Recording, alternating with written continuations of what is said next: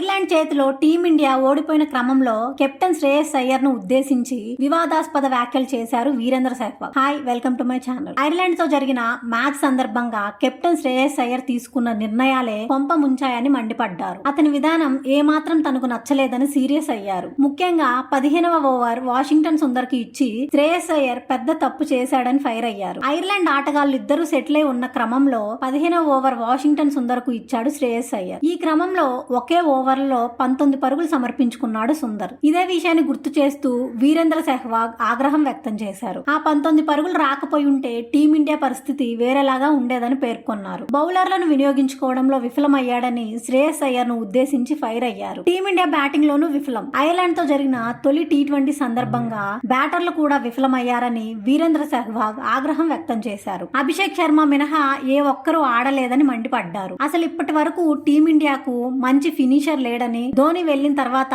ఆ స్థానాన్ని ఎవరూ భక్తి చేయలేకపోతున్నారని చురకలు అంటించారు. దానిపైన సెలెక్టర్స్ ఫోకస్ చేయాలని కోరారు. క్రికెట్ అంటే ప్రతి బంతికి సిక్సర్ కొట్టడం కాదని, పిచ్ పరిస్థితులు చూసుకుని మ్యాచ్ ను ముందుకు తీసుకువెళ్లాలని కోరారు. ఇక ముందు ఇలాంటి ప్రదర్శన కనబరిస్తే టీమిండియాకు ఘోరమైన ఓటములు తప్పవని హెచ్చరించారు. దీంతో వీరేంద్ర సెహ్వాగ్ చేసిన వ్యాఖ్యలు దుమారం రేపుతున్నాయి. వీడియో నచ్చితే లైక్ చేయండి, షేర్ చేయండి.